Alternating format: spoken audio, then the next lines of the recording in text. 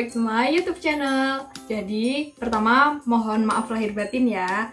Mohon maaf juga soalnya kemarin aku lama nggak upload video. Aku sendiri bingung nyari konten apa.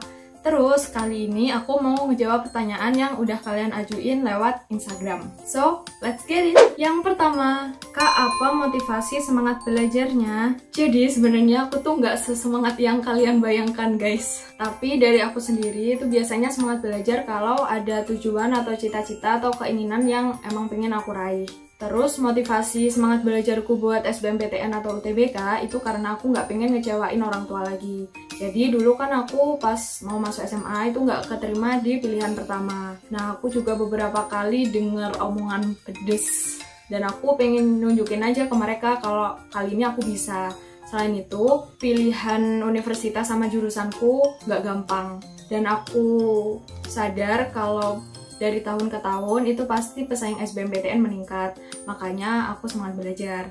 Terus caraku buat memaintain semangat belajar, jadi aku tuh nulis cita-cita atau keinginan atau tujuanku di kertas kecil gitu, terus aku tempel di dinding. Jadi biar setiap kali aku bangun tidur atau mau tidur atau pas semangat belajarku lagi luntur, itu aku keinget lagi kenapa sih kok aku harus semangat belajar. Ya mungkin kalian bisa nyoba. Yang kedua, bagaimana cara belajar yang efektif menurut kakak? To be honest, sampai sekarang aku masih belum tahu cara belajar yang efektif menurutku itu kayak gimana. Soalnya dari aku sendiri itu kayak masih nyoba-nyoba gitu sama cara belajar yang selama ini aku pakai. Tapi dari semua cara belajar yang udah aku coba selama ini, yang paling bisa aku tangkep itu aku harus baca materi dulu, terus dengerin orang jelasin, abis itu aku rangkum. Pokoknya harus ada ketiga ini, membaca, mendengarkan, sama menulis. Baru aku bisa paham sama materi. Tapi sebenarnya nggak cuma sampai di situ aja sih, soalnya aku harus mengulang, melajari materi lagi yang udah aku rangkum tadi. Soalnya kalau udah selesai abis dirangkum terus nggak aku baca lagi ya percuma, aku bakalan lupa juga. Mungkin kalian bisa nyoba berbagai cara belajar. Kalau kalian sendiri masih bingung tipe belajar yang pas buat kalian itu yang kayak gimana, nggak apa-apa, trial and error, toh nggak ada ruginya juga kan belajar. Yang ketiga, Kak, gimana cara mengatasi rasa malas dan bosan belajar saat kuarantin? Jujur, aku sendiri sering banget ketiduran pas belajar. Jadi yang penting jangan belajar di atas kasur, fix, camkan itu, jangan belajar di atas kasur. Terus buat ngilangin rasa bosan itu biasanya aku timer kalau belajar. Jadi misalnya 10 menit belajar, habis itu 5 menit nonton drakor atau YouTubean atau dengerin musik. Terus kalau udah 10 menit lagi belajar lagi. Atau enggak, biasanya tuh aku paling sering belajar sambil dengerin instrumen. Jadi pokoknya lagu tanpa lirik. Soalnya kalau akhirnya pakai lirik tuh ya udah akhirnya bakalan nyanyi. Terus ini playlist Spotify aku buat nemenin aku belajar. Yang keempat, cara belajar persiapan UTBK atau SBMPTN.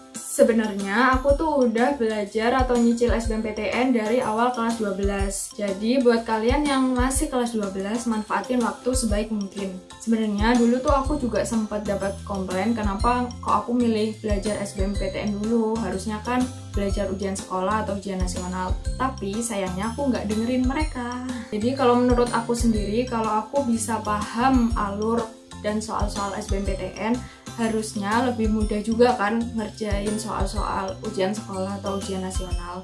Terus sambil belajar nyiapin rapot semester 5, kan pasti ada yang namanya waktu luang. Nah itu aku manfaatin sebaik mungkin buat belajar SBMPTN.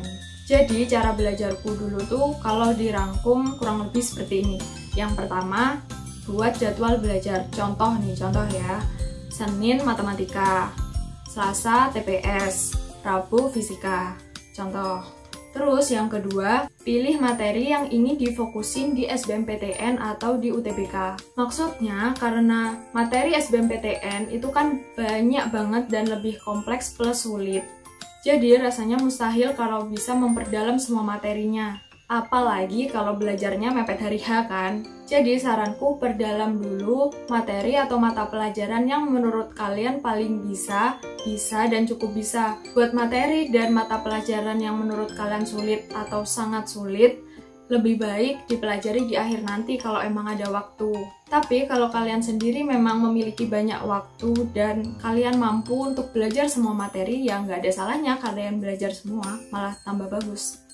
Terus yang ketiga, atur timing belajar kalian. Contohnya nih, 30 menit kalian belajar baca-baca materi SBMPTN. Kalian juga bisa nonton video-video pembelajaran di YouTube. Terus 15 menit kalian latihan ngerjain soal. Meskipun masih pertama kali belajar SBMPTN dan nggak tahu jawaban soalnya, ya udah nggak apa-apa. Yang penting kalian udah mau belajar nyoba nyelesain soal dan belajar memahami tipe-tipe soal SBMPTN itu kayak gimana. Sambil sekalian lihat kunci jawabannya. Nah, meskipun akhirnya nanti kalian masih aja nggak paham, nggak apa-apa, nggak usah bingung. Karena biasanya kan soal-soal SBMPTN antar materi itu saling berhubungan. Jadi sambil kalian belajar materi-materi selanjutnya, kalian bisa sekalian ngerjain lagi soal-soal yang kalian nggak bisa tadi. Terus yang keempat, latihan soal yang banyak. Jangan cuma ngandelin soal dari tryout atau bimbel aja.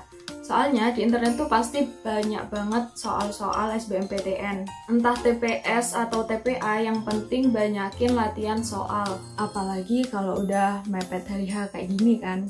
Soalnya semakin kalian sering latihan soal-soal, semakin kalian terbiasa. Dan sekalian kalian latihan soal, kalian bisa sambil nge-review materi yang berhubungan sama soal itu.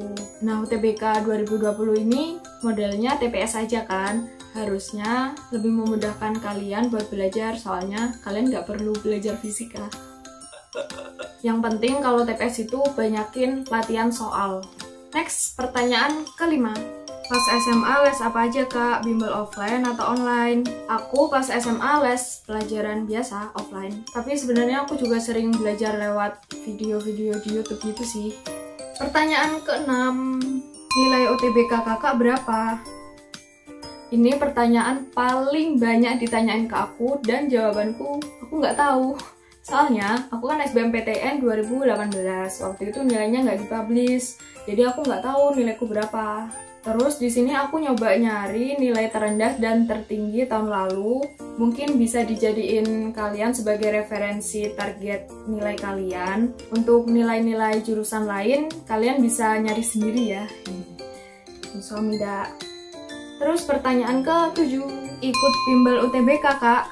Ikut. Selanjutnya pertanyaan ke-8, berapa lama riset jurusan kuliah? Kayak penelitian aja guys. Aku dari awal kelas 12 sebenarnya udah mikirin pertimbangan-pertimbangan buat universitas yang aku pilih. Sebenarnya pilihanku sama pilihan kedua orang tuaku itu nggak sama. Jadi akhirnya aku kayak nulis kelebihan sama kekurangan kalau aku kuliah di universitas yang aku pilih sama kuliah di universitas pilihan orang tuaku. Akhirnya setelah diskusi, kan dulu ada 3 pilihan tuh. Jadi pilihan pertama itu pilihanku, terus pilihan kedua itu pilihan orang tuaku, terus pilihan yang ketiga itu pilihan jurusan dan universitas yang aku yakin aku bakalan diterima di situ. Soalnya buat jaga-jaga. Terus pertanyaan ke-9, pakai buku apa aja kak buat persiapan UTBK? Aku pakai Wangsit dan Beking. Menurutku mereka isinya sama-sama bagus dan saling melengkapi. Terus aku kan juga pernah sempat nanya-nanya ke teman-temanku yang lolos SBMPTN. Mereka itu rata-rata juga pakai Wangsit, jadi recommended. Yeay, akhirnya selesai juga video Q&A kali ini. Kalau kalian masih ada pertanyaan yang kalian ingin tanyakan, kalian langsung aja DM aku di Instagram. Gak apa-apa, kalian langsung tanya aja. Insya Allah kalau aku ada waktu, aku bales DM kalian.